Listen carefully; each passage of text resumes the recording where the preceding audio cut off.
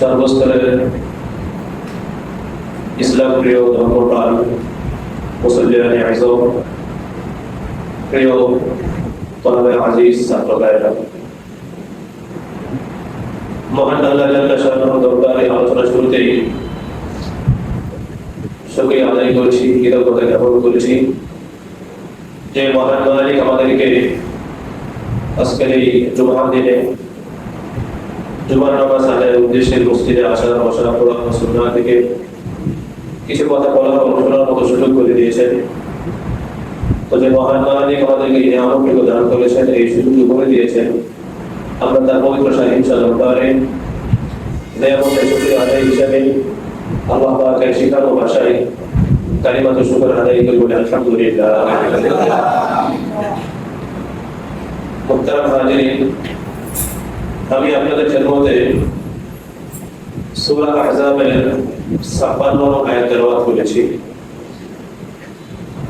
আল্লাহ পাকের ইচ্ছায় আজকে এই আয়াতকে সামনে রেখে আলোচনা করার চেষ্টা করব। আল্লাহ রাব্বুল আলামিন আমাদেরকে আমার নয় বলা ও শোনা ও তৌফিক দান করুন, আমিন। মুহতারাম হাজিরিন, আপনারা অবগত আছেন আমরা একটি বিষয় নিয়ে আলোচনা শুরু করেছিলাম। বিষয়টি ছিল বিশ্বনবী সাল্লাল্লাহু আলাইহি ওয়াসাল্লাম, তিনি ছিলেন গোটা মানব জাতির জন্য রহমত স্বরূপ। তিনি হলেন বিশ্ব মানবতার প্রধান। তো তিনি আমাদের জন্য রহমত স্বরূপ, আমাদের পর্যন্ত তিনি দিনকে পৌঁছে দিয়েছেন। আমাদের জন্য তিনি শত সহস্র কষ্ট, জুলুম, নির্যাতন সহ্য করেছেন। তো সেই হিসেবে আমাদের উপর কিছু দায়িত্ব রয়েছে। আমরা উম্মত হিসেবে নবীর প্রতি কিছু দায়িত্ব কর্তব্য রয়েছে। তো একজন উম্মত হিসেবে নবীর প্রতি আমাদের কি দায়িত্ব কর্তব্য, আমরা ইতিমধ্যে ৪টি বিষয় আলোচনা করেছি। প্রথম ছিল আল ঈমান বিন নবী সাল্লাল্লাহু আলাইহি ওয়াসাল্লাম। সর্বপ্রথম দায়িত্ব কর্তব্য হলো নবীর প্রতি ঈমান আনয়ন করা।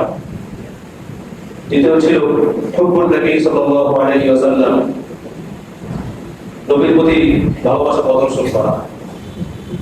তৃতীয় ছিল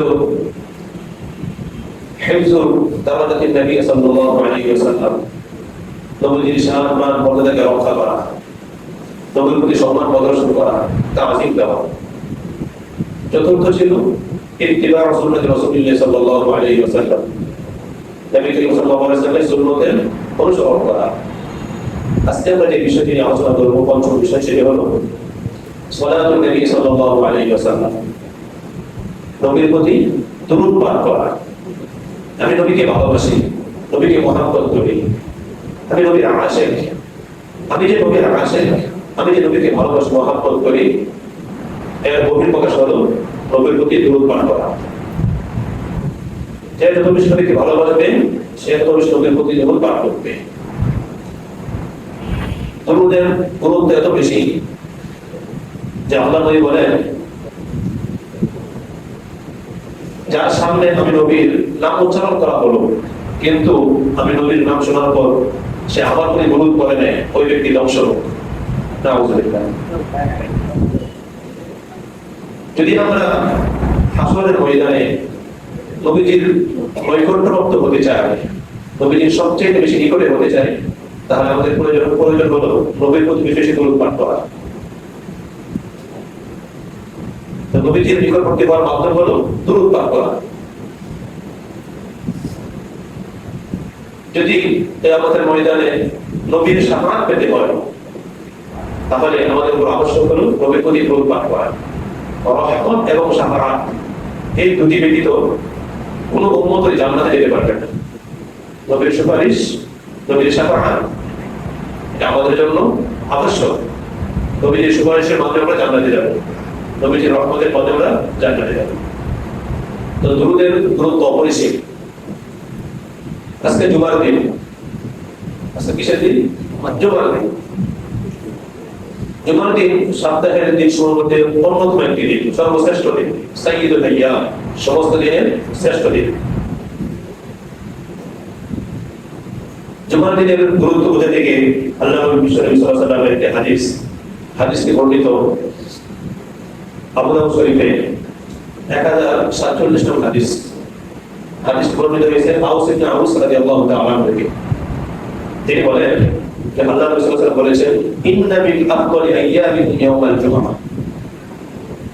যে তোমাদের দিন সমূহের মধ্যে সর্বশ্রেষ্ঠ দিন হলো জুমআর দিন, ইয়াউমুল জুমআহ। এই দিন শ্রেষ্ঠ কেন? শ্রেষ্ঠ হওয়ার কারণ কি? আল্লাহ নবী এই হাদিসে কয়েকটি কারণ উল্লেখ করেছেন।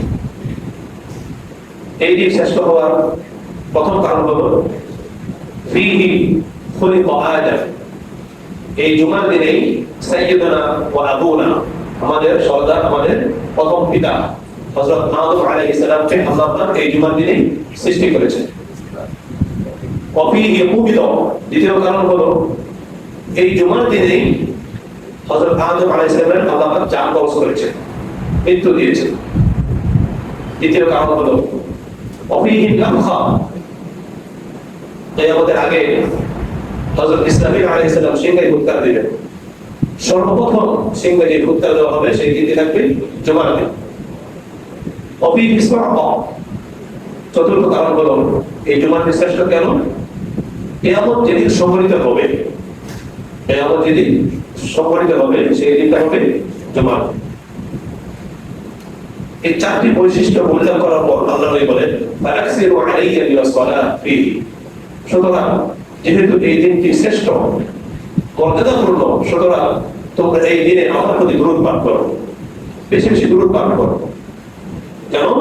ফাইন্না সালাতাকুম মা'রুদাতুন আলাইয়া, তার কারণ হলো তোমরা যখনই দরুদ পাঠ করো তোমাদের দরুদ আমি নবীর নিকট পৌঁছে দেওয়া হয়। আমরা যেখান থেকে দরুদ পাঠ করি না কেন, যে দরুদটি পাঠ করুক না কেন, আল্লাহ পাক যখন তখন সেই দরুদ দিয়ে নবীর নিকট পৌঁছে দেয়। নবীর নিকট দরুদ পৌঁছানোর জন্য আল্লাহ পাকের কিছু নির্দিষ্ট ব্যবস্থা রয়েছে যারা জমিয়ে বিচরণ করে। আল্লাহ বলেন ইন্না লিল্লাহি মালাইকাতান ফিল আরদি সাইয়াহিন ইউবাল্লিগুনি মিন উম্মাতিস সালাম,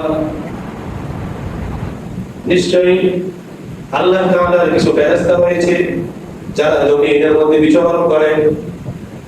পৃথিবীর যে কোনো প্রান্ত থেকে নবীর প্রতি সালাম প্রেরণ করা হোক, পৃথিবীর যে কোনো প্রান্ত থেকে নবীর প্রতি দরুদ পাঠ করা হোক, ইউবাল্লিগুনি, সেই দরুদ সেই সালাম আমি নবীর নিকট পৌঁছে দেওয়া হয়। শুধু তাই না, আল্লাহ হাদিসে বলেন বিইসমিহি ওয়া ইসমি আবিহি, যিনি দরুদ পাঠ করেছেন তার নাম ওয়া বিইসমি আবিহি, তার পিতার নাম সহ নবীর নিকট পৌঁছে দেওয়া হয়। কোনটাতে প্রেরণ করেছে সেটাও বলে দেওয়া হয়। যেমন আমরা কাছে এখন কোথায় মোল্লা মুখোপাধ্যায় মসজিদে দত্তপাড়ায়, সেই দত্তপাড়ার নাম সহ, পাঠকারীর নাম সহ এবং তার পিতার নাম সহ সম্পূর্ণ ডিটেইলস নবীর নিকট পৌঁছে দেওয়া হয়। তাহলে এই জুমার দিনের একটি গুরুত্বপূর্ণ আমল হলো বেশি বেশি দুরূদ শরীফ পাঠ করা। সাহাবারা জিজ্ঞাসা করলেন, ওগো আল্লাহর নবী, আপনার নিকট আবার কিভাবে দুরূদ শরীফ প্রেরণ করা হয়, পাঠানো হয়? ফাকাদ আলিমতা, আপনি তো মৃত্যুবরণ করেছেন, আপনার দেহ তো মাটি খেয়ে ফেলবে, তাহলে আপনার প্রতি আবার কিভাবে দুরূদ শরীফ প্রেরণ করা হবে? কথাটি হাদিসে বলেন قال رسول الله صلى الله عليه وسلم وكيف تعرض صلاتنا عليك, আল্লাহর নবী, আপনার প্রতি আমাদের দুরূদ, আমাদের সালাম কিভাবে প্রেরণ করা হবে, কিভাবে পাঠানো হবে? ফাকাদ আলিমতা, অথচ আপনি তো পচে যাবেন, মরে যাবেন, আপনার দেহ তো মাটি খেয়ে ফেলবে। আল্লাহ উত্তর দিলেন فقال ان الله عز وجل حرم على الارض ان تاكل اجساد الانبياء, আল্লাহ বললেন নিশ্চয়ই আল্লাহ রাব্বুল আলামিন মাটির জন্য হারাম করে দিয়েছেন, মাটির জন্য হারাম করে দিয়েছেন নবীদের, আম্বিয়া কেরামদের দেহকে ভক্ষণ করতে আল্লাহ তাকে হারাম করে দিয়েছেন। অর্থাৎ কোন মাটি কোন নবীর দেহকে সে খেতে পারবে না, কোন নবীর দেহ বসবে না, বলবে না।